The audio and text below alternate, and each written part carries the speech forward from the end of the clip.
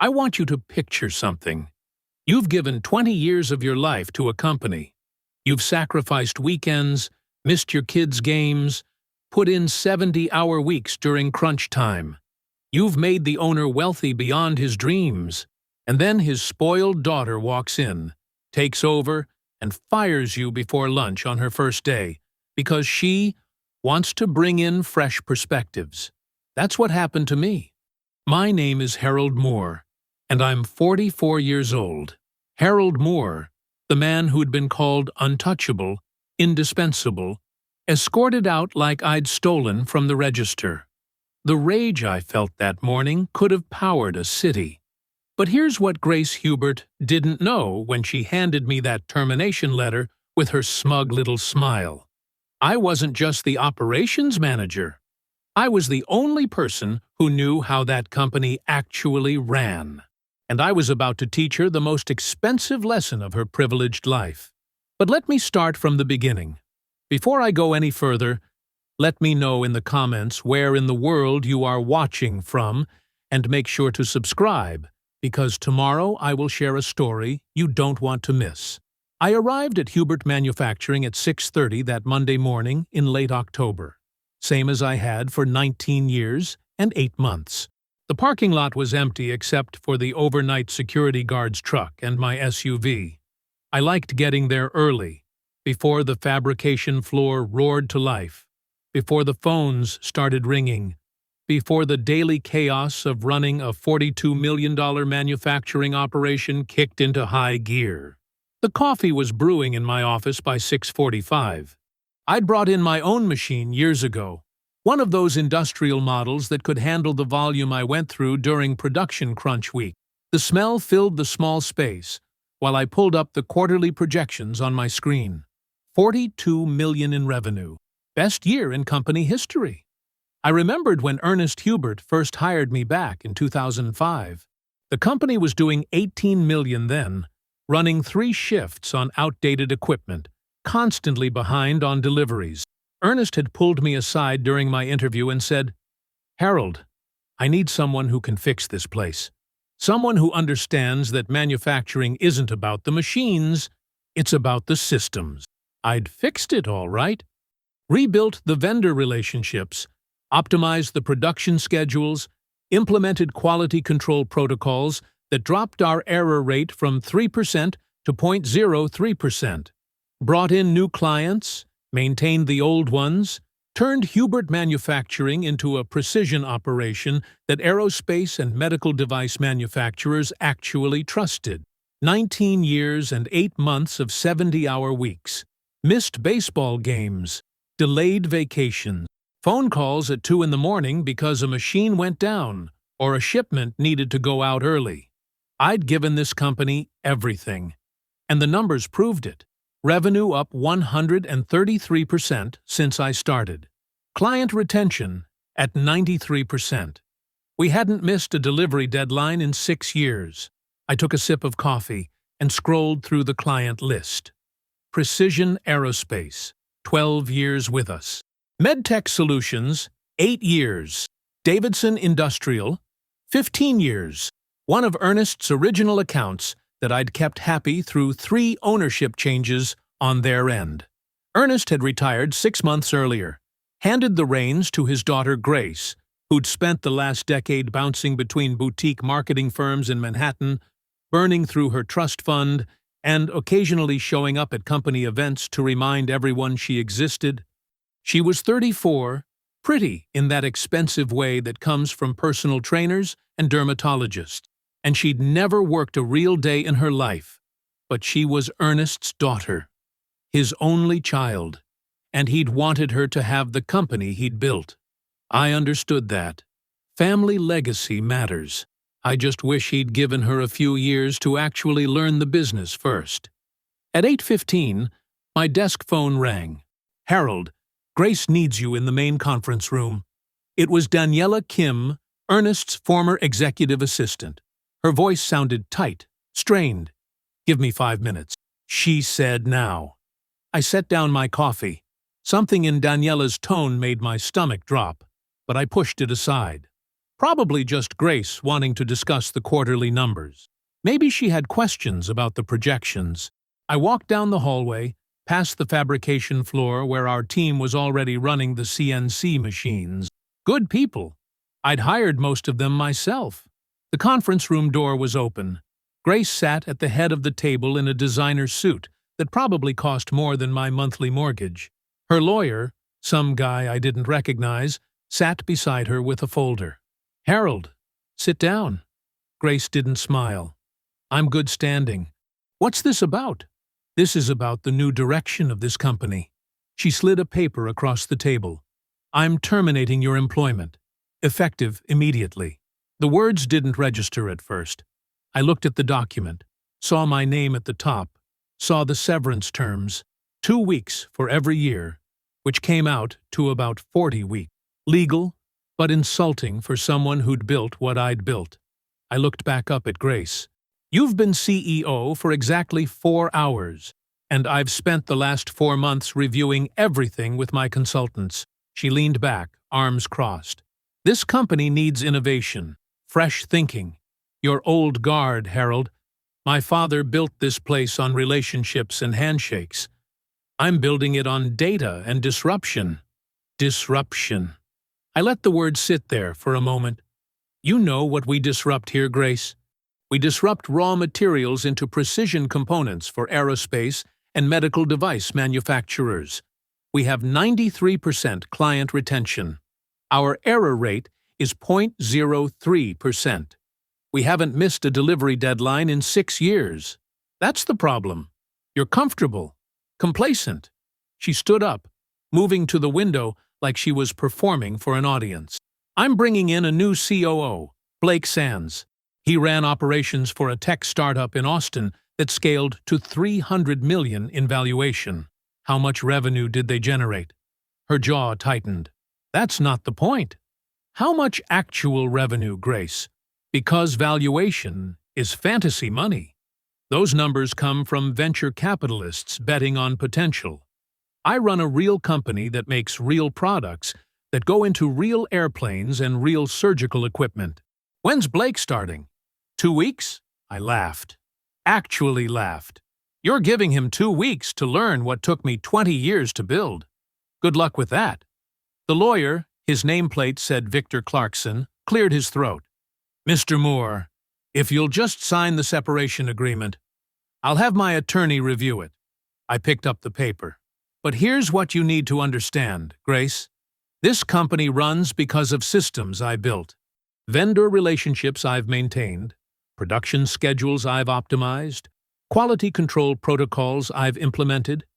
Your new COO is walking into a machine he doesn't understand, and you just fired the only mechanic who knows how it works." Grace's face hardened. "Are you threatening me?" "I'm educating you. There's a difference." I moved toward the door. "But you're the CEO now. You'll figure it out. Or you won't. Security will escort you out. You have 20 minutes to clear your office." "I don't need 20 minutes. I don't keep personal items here. This was always your father's company, Grace. I just made it profitable." I walked out. Daniela was standing in the hallway, tears in her eyes. "Harold, I'm so sorry. I didn't know she was going to—" "Not your fault." I kept walking toward my office. "You should update your resume, though. This place won't survive 6 months under her." I meant every word. Security showed up at 8:30. I grabbed my coffee mug, the one Elise had given me for our 15th anniversary, and walked out. Didn't look back at the office where I'd spent 2 decades. Didn't say goodbye to the fabrication team.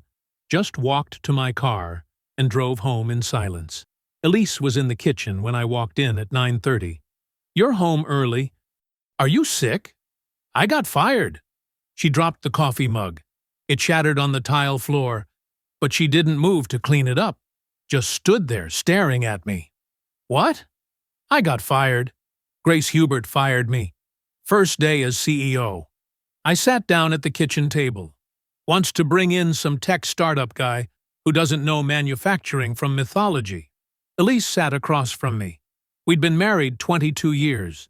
She knew me well enough to see I wasn't devastated. I was calculating. What are you going to do?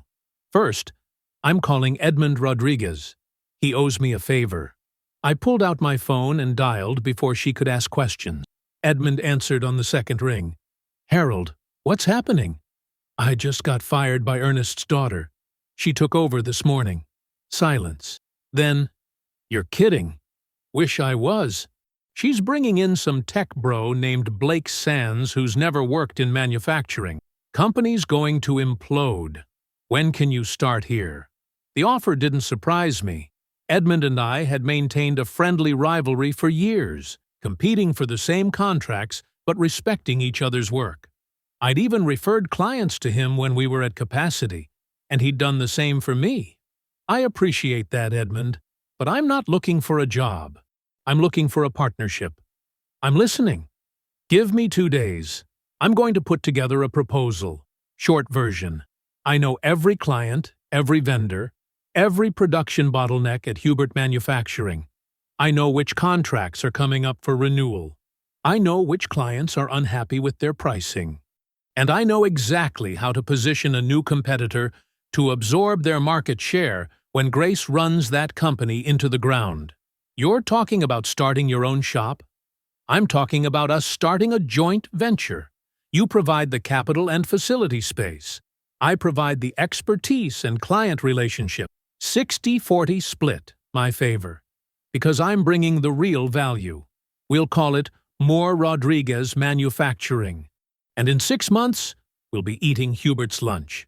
Edmund was quiet for a long moment. I could almost hear him running the numbers in his head. You're really that confident she'll fail? Edmund, she fired the only person who knew how that place worked. Blake Sands knows software. He doesn't know supply chains, vendor negotiations, quality control in precision manufacturing, or how to manage a union workforce. Grace is going to learn that running a manufacturing company isn't like running a marketing campaign. And when she does, her clients are going to need somewhere to go. Send me your proposal. If it's solid, we'll talk terms. I hung up and looked at Elise. She was still standing by the broken mug, watching me with an expression I couldn't quite read. I'm going to my office, I said. Harold? She reached across the table. Are you okay? Really? I'm better than okay. Grace just gave me the best gift she possibly could. She set me free. I spent the next 2 days in my home office, building a proposal that would either launch my future or prove I was delusional. 30 pages of client analysis, contract timelines, vendor relationships, production capacity projections, and financial models. I identified 8 contracts at Hubert that were up for renewal in the next 6 months, total value of $14 million. And I knew 4 of those clients personally. They'd take my call. Thursday afternoon, I was sitting in Edmund's conference room. He read through the proposal carefully, occasionally making notes in the margins. Finally, he looked up. This is thorough. You've identified 8 contracts at Hubert that are up for renewal in the next 6 months. Total value of $14 million. And I know 4 of those clients personally. They'll take my call. What about non-competes? I had my attorney review my separation agreement last night. Grace was so eager to get rid of me that she offered a standard package. No non-compete clause. I'm free to work in the industry, immediately. Edmund smiled. It was the smile of a businessman who just spotted an opportunity. 60-40? That's my offer. You're buying 20 years of relationships and expertise. You won't find that anywhere else. 55-45. And I want equity adjustment after 3 years based on performance. I thought about it for maybe 10 seconds. The truth was, I'd expected him to negotiate. Done. I extended my hand. Let's ruin Grace's year. We shook on it. His grip was firm, confident. This wasn't charity. This was business. Edmund saw the same thing I saw, an opportunity to capitalize on someone else's incompetence. I'll have my attorney draft the partnership agreement. We can be operational in 3 weeks if we move fast. 3 weeks, I nodded. I'll start reaching out to vendors. Quietly. We don't want Grace to know what's coming until we're ready to launch. That same afternoon, my phone rang. Daniela, Kim. Harold, it's Daniela. Do you have a minute? Of course. What's happening? Her voice dropped. I quit. This morning. I walked out and I'm not going back. What happened? Harold, it's chaos here. Blake started Monday. He immediately tried to change the production schedule to optimize efficiency, told the floor managers they were doing everything wrong. 3 of them walked out. I felt something cold settle in my chest. Not sympathy, satisfaction. Who's running production? Nobody, really. Blake's in over his head, but he won't admit it. Grace keeps having meetings with consultants. They're bleeding money on advisory fees, and they're not shipping products on time.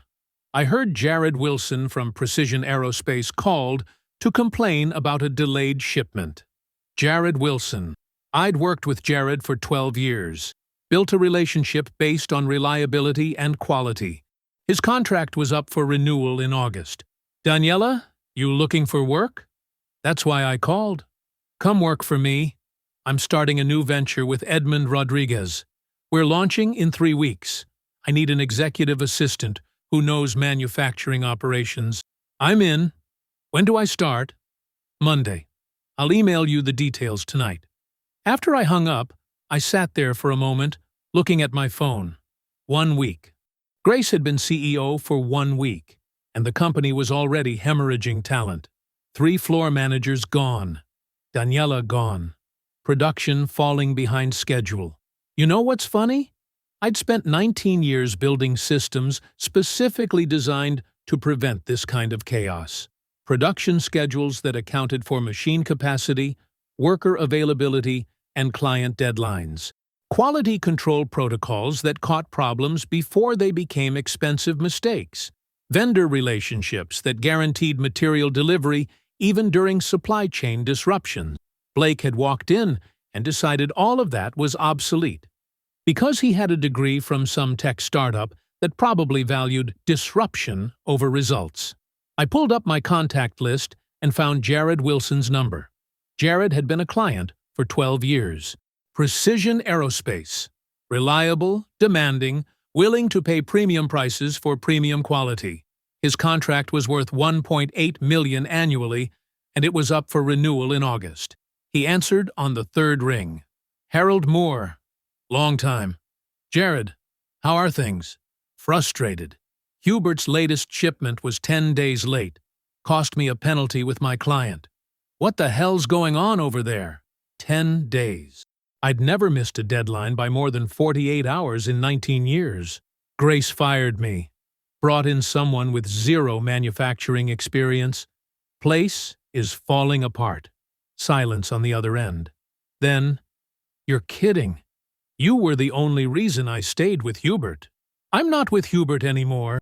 I'm launching Moore Rodriguez Manufacturing with Edmund Rodriguez. We're operational in 3 weeks. I wanted to give you a heads up before your contract renewal comes up. Send me information. If you can guarantee the quality and timeline I used to get, I'm interested. I'll have a proposal to you by Friday. Harold, I mean it. You leave, I leave. That simple. I felt something loosen in my chest. This was what Grace didn't understand. Manufacturing isn't about innovation or disruption. It's about relationships built over years, trust earned through consistent delivery, expertise proven through problem solving. You can't replace that with a resume and a smile. I appreciate that, Jared. You'll have the proposal by Friday. I made 4 more calls that week. 4 former Hubert clients. Same story every time. Delays, quality issues, frustration with Blake's changes, and interest in alternatives. By the time Edmund and I signed the partnership agreement, I had 6 clients ready to review proposals. Moore Rodriguez Manufacturing opened in mid-November. We leased space in Edmund's facility. 15,000 square feet of production floor. Climate-controlled for precision work. We hired 12 experienced machinists from the available labor market, including 2 who'd quit Hubert after Blake's first week. I remembered the smell of machine oil and metal shavings from my first day in manufacturing. Back when I was 24 and thought I knew everything, took me about 6 months to realize I knew nothing. Took me another 5 years to get actually good at the work. Blake hadn't learned that lesson yet. Maybe he never would. By December, we'd signed contracts with 3 former Hubert clients, total value of $8.2 million annually. Daniela was running the office with the same efficiency she'd brought to Ernest's operation. Edmund was handling the financial side while I focused on production and client relationships. We were working 70-hour weeks, but this time I owned 45% of what I was building. Elise asked me once if I missed Hubert. I told her the truth. I missed what Hubert used to be, back when Ernest ran it with competence and integrity. But what Grace had turned it into, I didn't miss that at all. Late January, my phone rang with a number I didn't recognize. "Harold, it's Grace Hubert. We need to talk." I almost hung up, but curiosity won. About what? "I'd like to discuss bringing you back as a consultant. Blake isn't working out." I let the silence stretch, let her sit with it. "What happened to fresh thinking and disruption? Please. I'm willing to offer you a consulting rate of $200 an hour. $200. She thought she could buy back what she'd thrown away for $200 an hour. "Grace, I bill my current clients $450 an hour, and I don't have to fix other people's mistakes. What's really happening?" Her voice cracked. Actually cracked. "We're losing clients. Production is behind schedule. The quality control issues are costing us hundreds of thousands in rework and penalties. My father won't return my calls. I don't know what to do." Good. She should feel that panic. She should lie awake at 3 in the morning, wondering how everything fell apart so fast. That's what consequences feel like. You fired the person who knew what to do. You want my advice now? Shut it down before you lose more money. Sell the equipment, settle the contracts, and go back to marketing. Manufacturing isn't for amateurs. I can't just give up. This is my father's legacy. Your father's legacy was a profitable company that employed 60 people and served its clients with excellence. You've destroyed that in 3 months. The legacy is already gone, Grace. You're just managing the funeral now." I hung up before she could respond. February felt like building something from scratch, all over again. And I mean that literally. We were setting up production lines, calibrating equipment, establishing vendor relationships that I'd spent years developing at Hubert. Except this time, every system I built belonged to me. 45% mine. That changes how you think about 70-hour weeks. Edmund handled the capital expenditures while I focused on operations and client acquisition. Daniela managed the administrative side with the same precision she'd brought to Ernest's office. We moved fast. Had to. Every day Hubert stayed operational was another day Grace could potentially stabilize the situation. But she didn't stabilize it. She accelerated the collapse.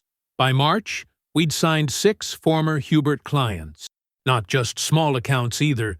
Real contracts with aerospace manufacturers, medical device companies, precision automotive suppliers, the kind of clients who'd been with Hubert for a decade or more.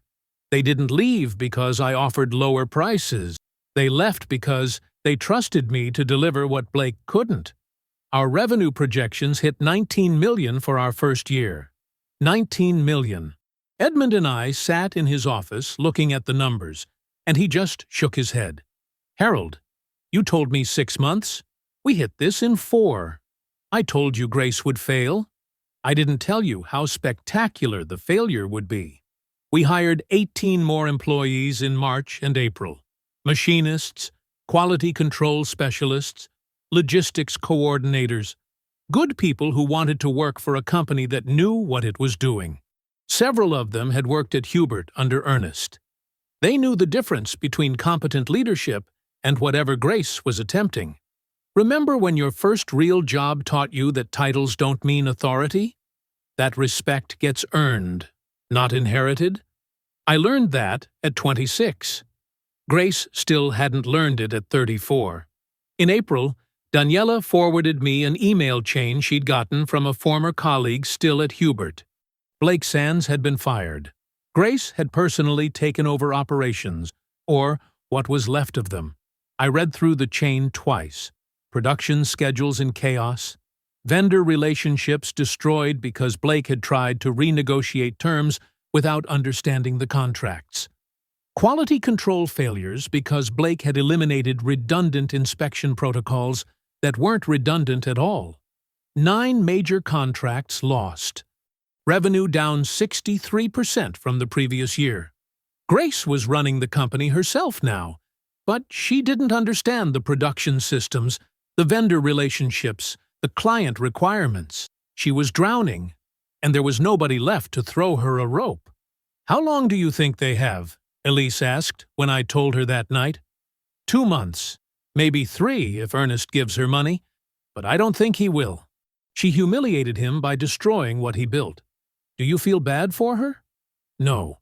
She made her choices. She could have kept me on, learned the business, transitioned gradually. Instead, she fired me to make a statement. Now, the statement is bankruptcy. In May, Edmund called me into his office. His face was serious. "Harold, I just got a call from a liquidation attorney.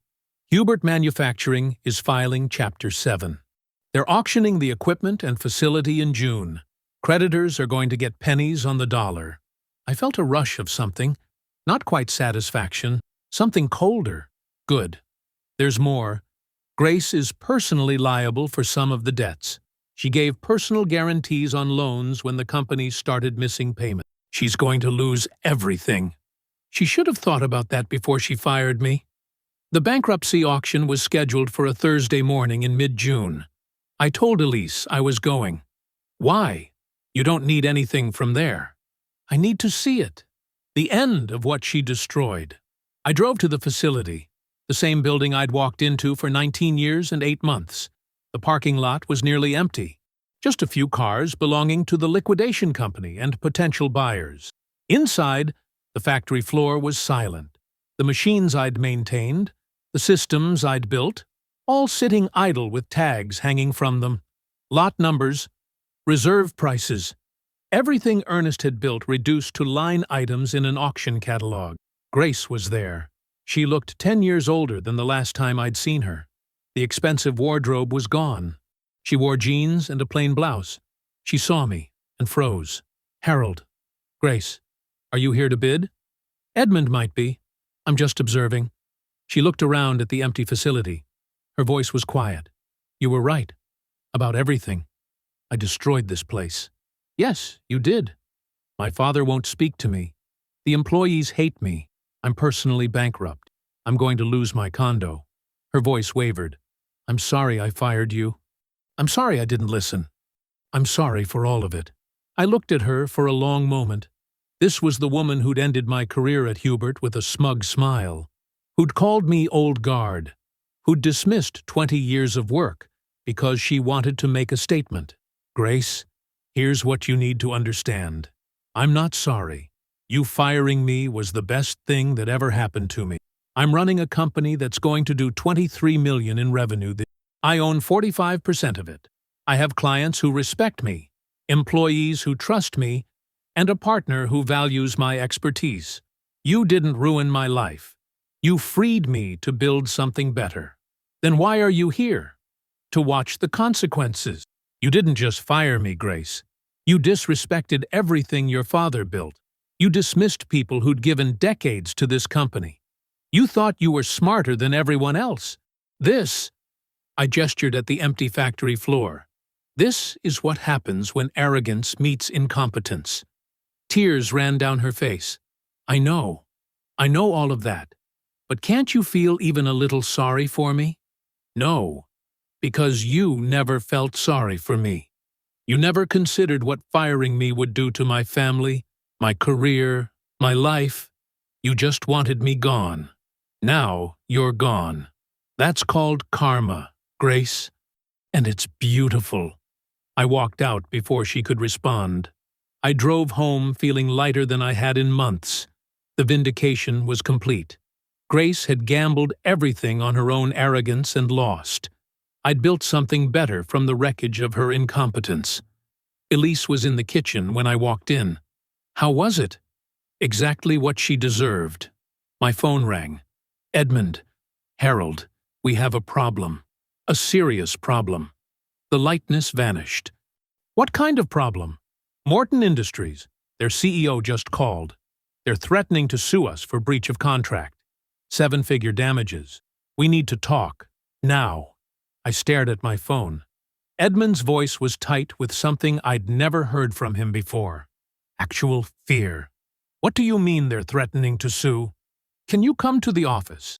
This isn't a phone conversation. 20 minutes later, I was sitting across from Edmund in his conference room. He slid a folder across the table. Morton Industries. You remember the contract we signed in March? Of course I remember. $900,000 deal. We've been delivering components on schedule for 3 months. What's the problem? Their CEO called this afternoon. They're claiming the components don't meet specifications. They're threatening breach of contract. $700,000 in penalties, plus the cost of reworking every component we've delivered. I opened the folder. Engineering reports, measurement analyses, contract specifications. The numbers blurred together for a moment before snapping into focus.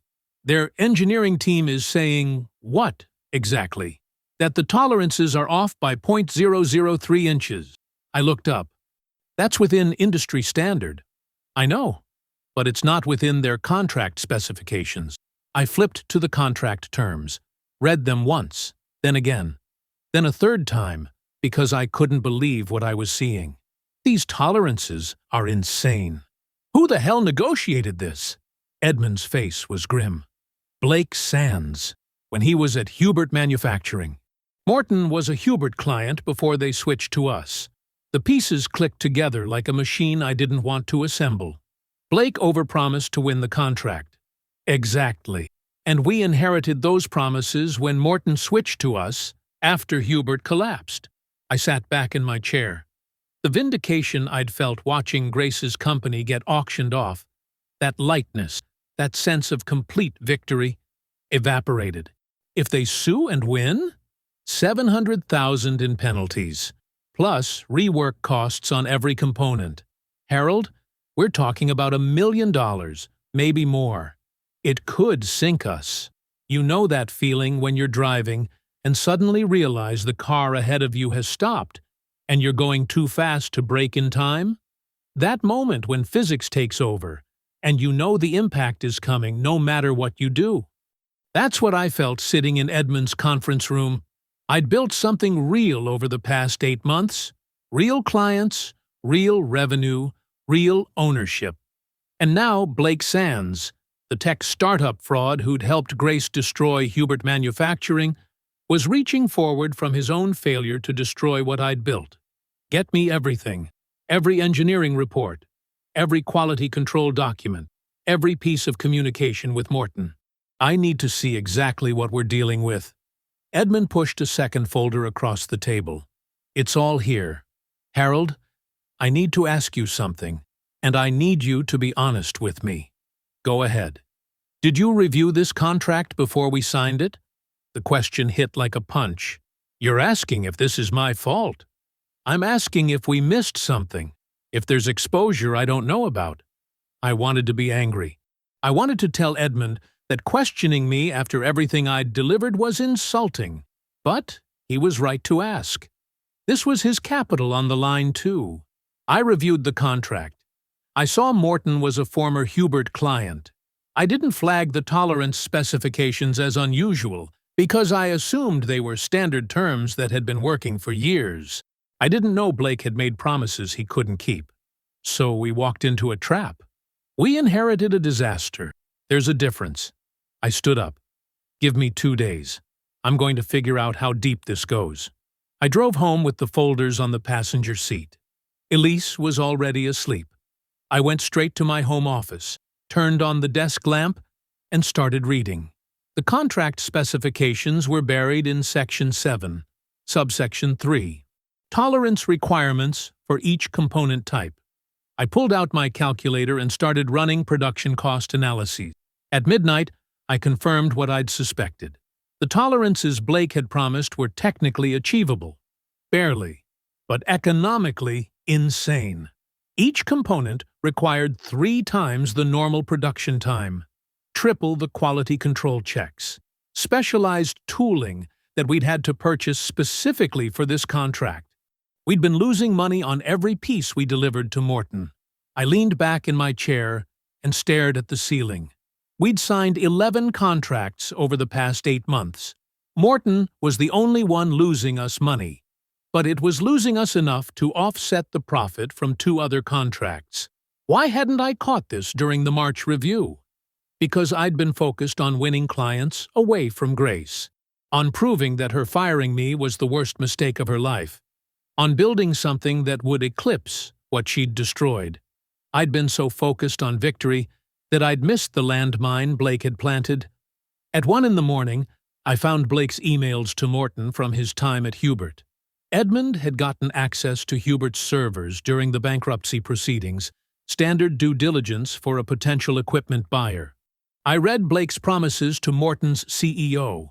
Industry-leading precision, unmatched quality control, tolerances that exceed aerospace standards, all the buzzwords that sounded impressive in a sales pitch but meant nothing in actual production. Blake had made promises he knew he couldn't keep. He'd won the contract, collected his bonus or salary or whatever Grace had paid him, and then gotten fired before the consequences arrived. Now those consequences were sitting in my home office at 1:30 in the morning. I found production schedules from Hubert's final months. They'd been delivering Morton components at a loss too. Grace probably never even realized it, because she didn't understand production economics. She'd just seen revenue and assumed it meant profit.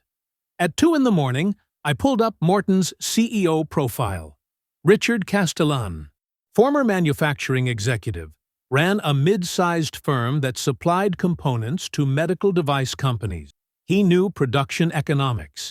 He absolutely knew the tolerances in his contract were unreasonable, which meant he was using them as leverage.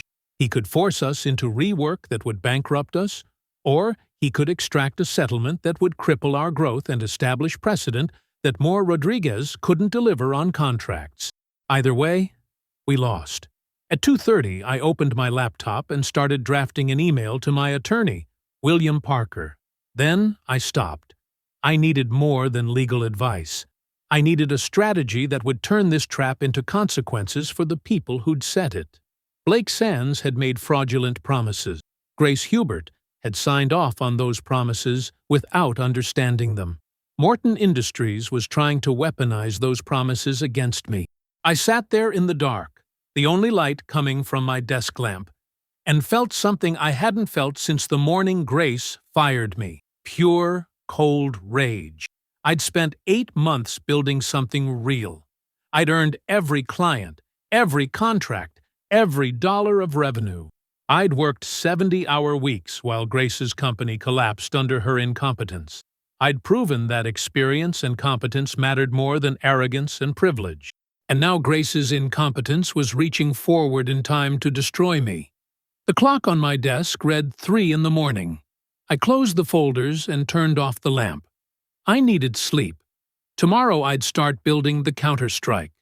Blake Sands thought he could make promises and walk away from the consequences. He was about to learn otherwise. I didn't sleep that night. Couldn't. I lay in bed next to Elise, staring at the ceiling, running calculations in my head. Morton Industries was trying to use Blake's fraudulent promises to destroy what I'd built. But Blake had left a trail. He always left a trail. Guys like him couldn't help themselves. They needed to brag, to justify, to explain their clever strategies to someone. I just needed to find where he'd bragged. By 5 in the morning, I gave up on sleep and went downstairs to make coffee. Elise found me at the kitchen table at 6, surrounded by notes. "You didn't sleep at all, did you?" "Couldn't, but I have a plan." She sat down across from me, still in her robe. "What kind of plan?" The kind that makes Blake Sands face consequences for every lie he told.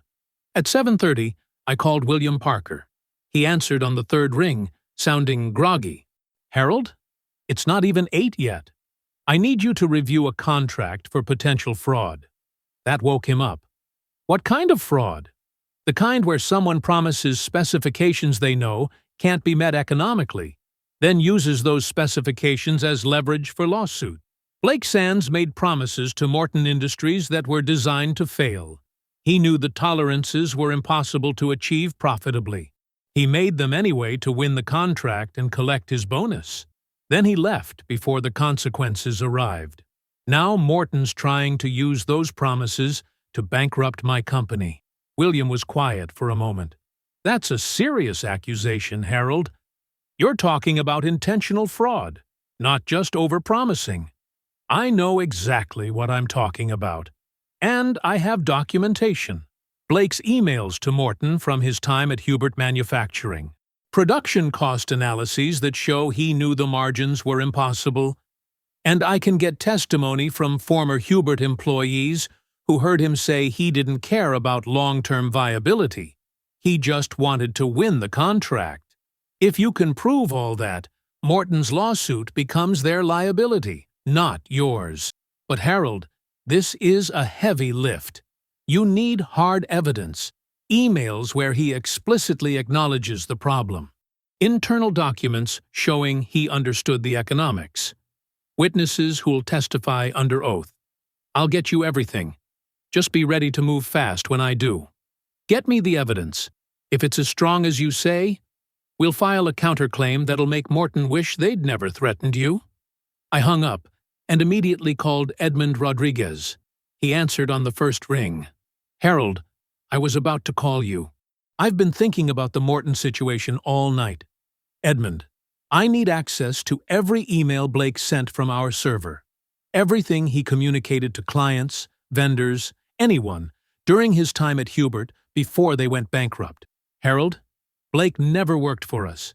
He worked for Hubert." "I know. But we acquired some of Hubert's client files during the bankruptcy proceedings, right? Due diligence documents, contract histories, communication records." "Yes, but I need those files, all of them, and I need you to trust me for the next 72 hours without asking questions. Can you do that?" The line went silent. I could hear Edmund breathing, thinking, weighing risks against trust. Finally, "You've earned my trust, Harold. You've built this company from nothing in 8 months. If you say you need this, I believe you. Do what you need to do." "Thank you. I'll explain everything when it's over." I hung up and stared at my phone for a long moment. 2 parts of the plan were in motion. Now came the hardest part. I dialed Victor Clarkson's number, Grace's lawyer, the man who'd sat next to her in that conference room 8 months ago while she'd fired me with that smug smile. He answered professionally. "Victor Clarkson." "Mr. Clarkson, this is Harold Moore. We met when Grace Hubert terminated my employment at Hubert Manufacturing." "Mr. Moore, I'm surprised to hear from you. What can I do for you?" "I need information about Blake Sands, specifically about the contracts he negotiated at Hubert Manufacturing before the bankruptcy. I can't share confidential client information. Blake defrauded clients by making promises he knew couldn't be kept. Morton Industries is threatening to sue my company because of specifications Blake set. Those same fraudulent specifications contributed to Hubert's bankruptcy. If you cooperate with me, I'll make sure the bankruptcy trustee knows Blake's contracts were part of what destroyed the company. That might reduce Grace's personal liability. I let that sink in. Grace was personally liable for hundreds of thousands in Hubert's debts. If we could prove Blake's fraud contributed to the bankruptcy, some of that liability might shift away from her." Victor was quiet for a long moment. When he spoke again, his voice was careful. "What exactly do you need?"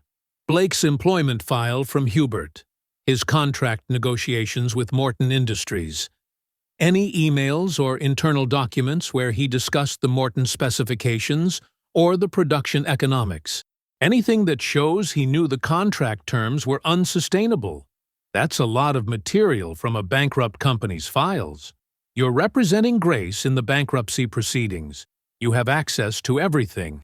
And, Victor, Grace is facing financial ruin because Blake made promises that destroyed her company.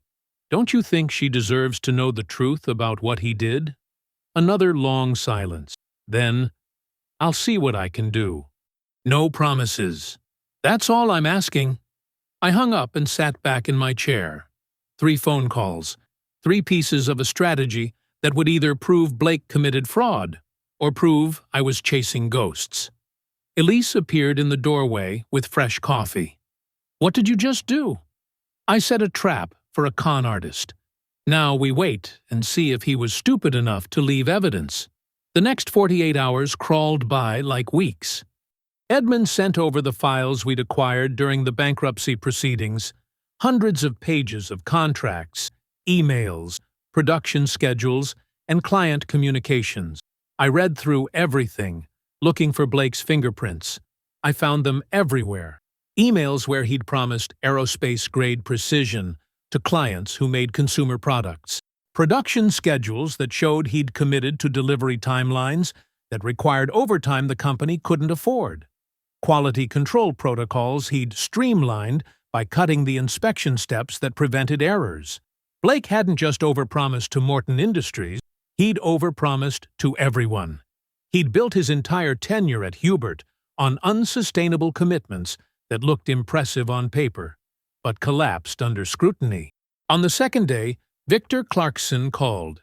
Mr. Moore, I'm sending you a file. Blake's employment records from Hubert Manufacturing, contract negotiations with Morton Industries, and some email exchanges between Blake and Grace that you'll find very interesting. What kind of exchanges? The kind where he explicitly tells her the Morton contract is short-term revenue and long-term problems. He recommended they deliver the first few shipments to specification, then renegotiate terms once Morton was committed to the relationship. Grace signed off on the strategy. Then she fired you before the renegotiation could happen, and Blake left before the consequences arrived. I felt something cold settle in my chest.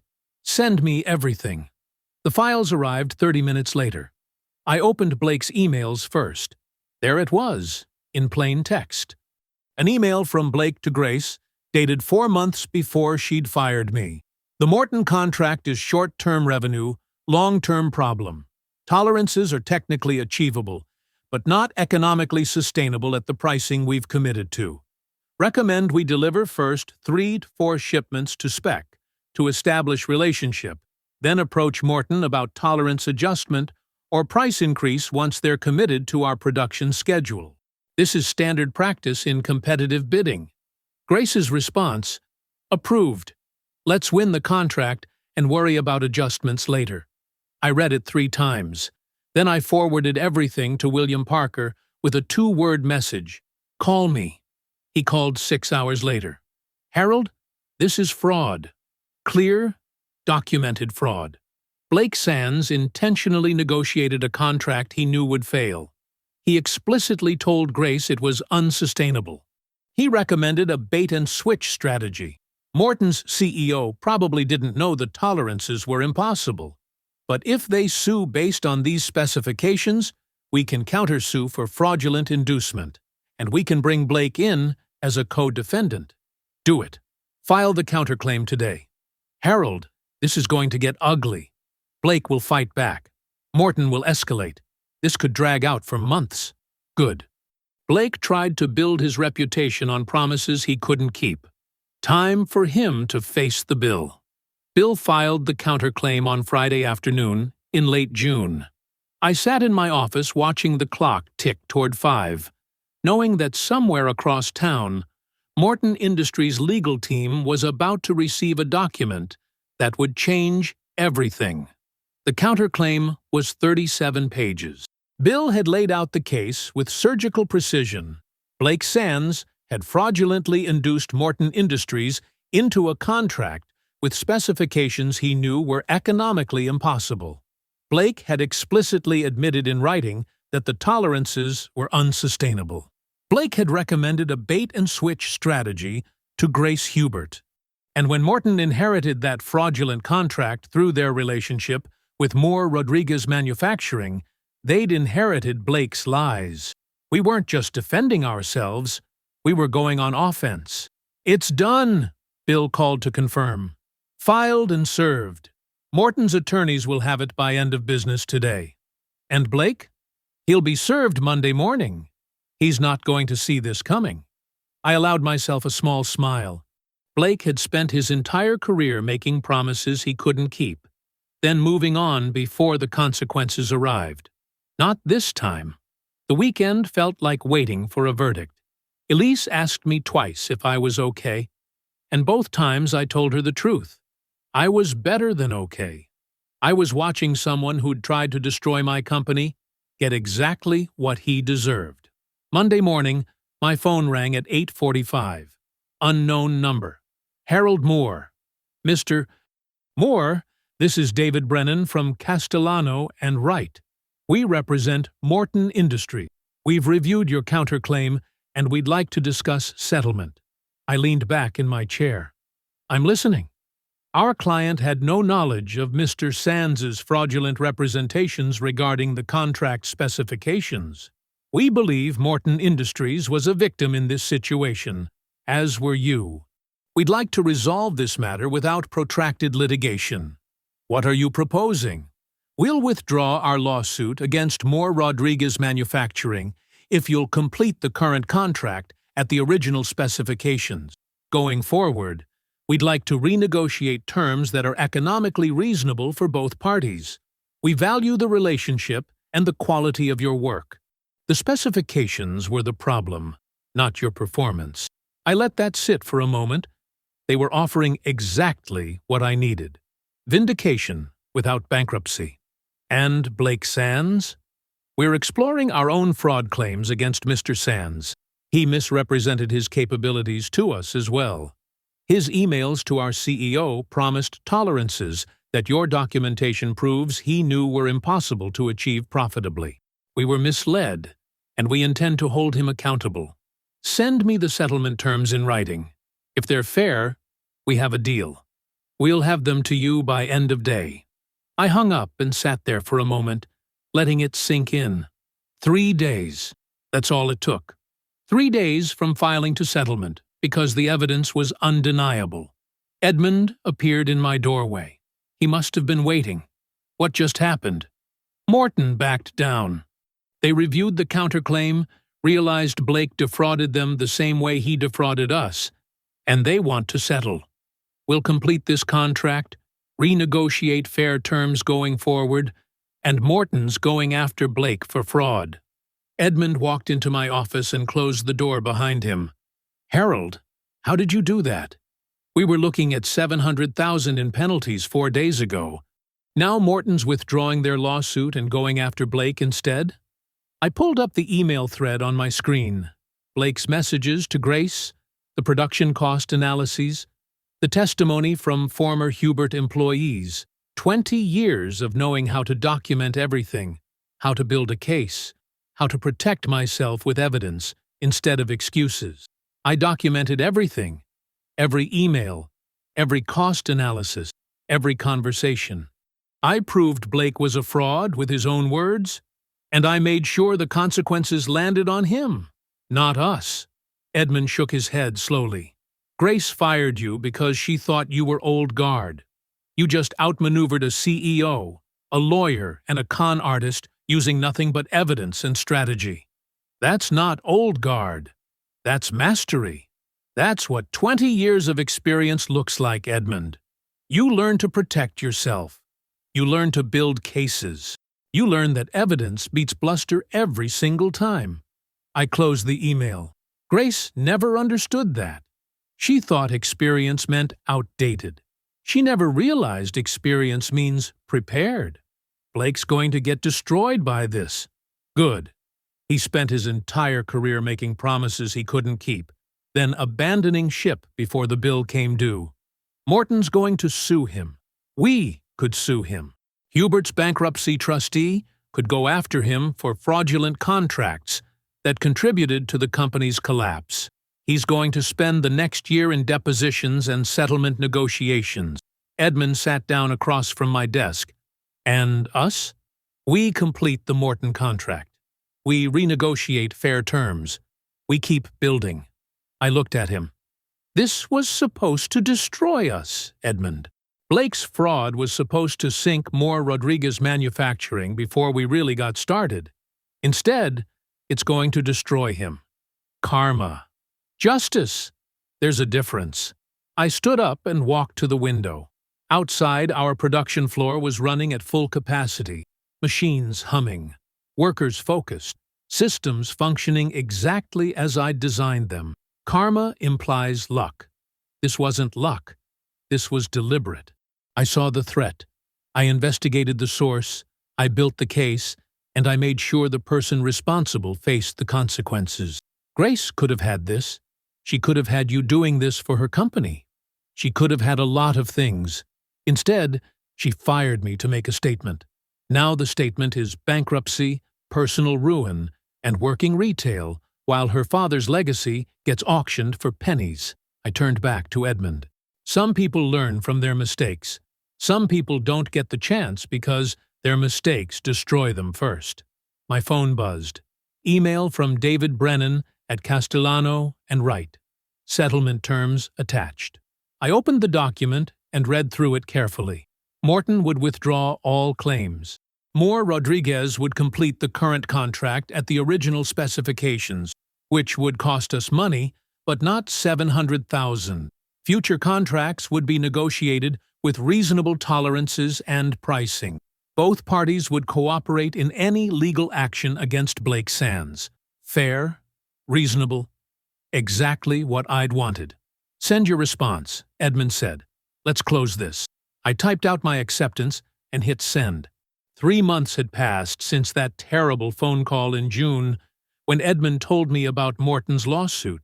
3 months of investigation, strategy, and calculated strikes. Now it was over, and Blake Sands was facing fraud claims from multiple directions, while Moore Rodriguez Manufacturing moved forward stronger than before. Sometimes the best revenge isn't what you do to someone. It's making sure they do it to themselves. 3 months after the Morton settlement, in late October, Moore Rodriguez Manufacturing hit $26 million in annual revenue. We'd hired 42 employees, signed contracts with 11 former Hubert clients, plus 6 new ones who'd heard about our reputation. Edmund and I were discussing expansion into a second facility, something in Texas, closer to the aerospace manufacturers who were becoming our biggest customers. I was feeling good. Better than good, actually.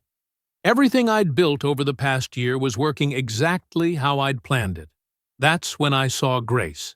I'd stopped at the grocery store on my way home from the office, just needed to grab a few things for dinner. Walked up to the register with milk, bread, some chicken. The cashier looked up, and I froze. Grace Hubert, wearing a polo shirt with the store logo, name tag pinned to her chest, hair pulled back in a simple ponytail instead of that expensive salon style she used to wear. She saw me before I could turn away. Harold. Grace. Her hands shook slightly as she started scanning my items. I'm back in school, getting an MBA, trying to learn what I should have learned before I took over my father's company. I didn't say anything, just watched her scan the milk, the bread, the chicken. Mechanical movements, practiced efficiency. This was someone who'd inherited a $42 million company and was now working minimum wage because she'd destroyed everything her father built. I heard your company is doing well, she said quietly. We are. She finished scanning and gave me the total. I pulled out my credit card and inserted it into the reader. The machine beeped, processing. The silence stretched between us like a canyon. I could have just left, taken my groceries and walked out. Never said another word to her. But something in me needed her to understand, really understand, what she'd done wrong. Grace, can I tell you something? She looked up. Sure. I waited for the receipt to print. Took my time pulling it from the machine. Then I looked directly at her. You didn't fail because you were young or inexperienced. You failed because you were arrogant. You thought you knew better than everyone who came before you. You dismissed expertise as obsolescence. You valued disruption over competence. That's why you're here, scanning groceries, and I'm running a company that's eating your father's market share. Her eyes filled with tears, but she didn't look away. The customer behind me shifted impatiently, but I didn't care. I know, Grace said. Her voice cracked. You're right. About all of it. Good. Because the only way you're going to recover from this is if you actually learn the lesson.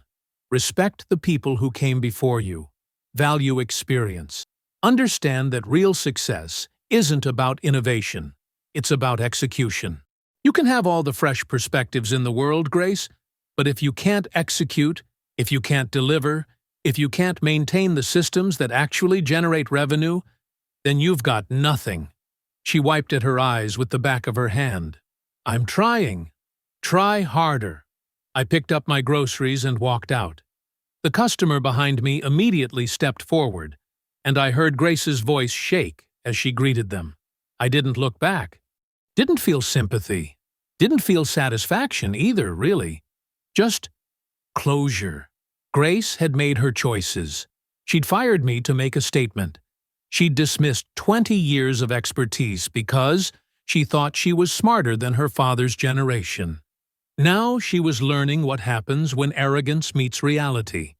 I drove home thinking about that conversation, about the tears in her eyes, about the way she'd admitted I was right. Some people need to lose everything to learn anything. Grace was one of those people. 2 months later, in December, Elise and I were hosting Christmas dinner for the entire Moore Rodriguez manufacturing leadership team. Edmund and his wife Maria arrived first, carrying wine and a dessert. Then Daniela with her husband, our production managers, Steve and Marcus, our lead engineers, Jennifer and Tom. 15 people total who'd built something extraordinary in just over a year. The house smelled like roasted turkey and fresh bread. Elise had gone all out. Her grandmother's recipes, the good china, candles on every surface. She loved hosting, loved bringing people together. And tonight felt special because these weren't just employees. These were the people who'd believed in what we were building. Edmund raised his glass once everyone had arrived. To Harold, the man who turned getting fired into the best business decision any of us ever made. Everyone laughed and drank. I felt Elise's hand squeeze mine under the table. To all of you, I said. A year ago, I was standing in a conference room getting terminated by someone who didn't understand the first thing about manufacturing. Tonight, I'm standing here with people who do. People who value competence. People who execute. That's the difference between a company that collapses in 6 months and a company that hits 26 million in year 1. More laughter, more drinks. The conversation flowed easily. Stories from the production floor, jokes about difficult clients, plans for the Texas expansion. Later, after dinner, Daniela pulled me aside in the kitchen. I heard Blake Sands settled the fraud claims, paid over $400,000 to make them go away. His reputation is destroyed. No one in manufacturing will touch him. Good. And Grace? Still working retail, still in school. Maybe she'll figure it out. Maybe she won't. Either way, it's not my problem anymore. Daniela smiled. You're not even a little bit sympathetic? No, she had every advantage. Money, connections, a profitable company handed to her on a silver platter. She threw it away because she thought she was smarter than everyone else. Some people need to lose everything to learn anything. Grace is one of those people. Daniela studied my face for a moment, then nodded. Fair enough. She returned to the dining room. I stayed in the kitchen, loading plates into the dishwasher, listening to the laughter and conversation filtering in from the other room. These were good people. people who'd taken a risk on a brand new company, people who'd worked their tails off to make More Rodriguez Manufacturing succeed. A year ago, I'd been standing in Grace's conference room, getting terminated. Tonight, I was hosting the team that proved Grace wrong about everything. Elise came in carrying empty wine glasses. "You okay?" "I'm more than okay. I'm satisfied." I rinsed a plate and slid it into the rack. Grace tried to end my career. Instead, she launched it. "I own 45% of a company that's going to do $30 million next year. I'm building something that's mine.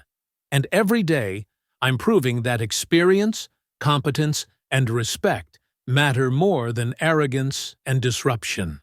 What happens if Grace turns it around?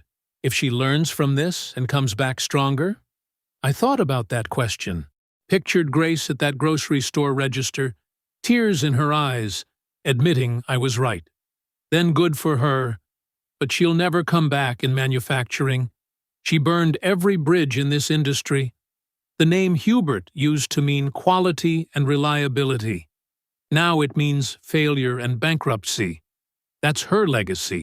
And yours? Mine is that I refuse to be a victim. When Grace fired me, I didn't collapse. I didn't beg for my job back. I built something better.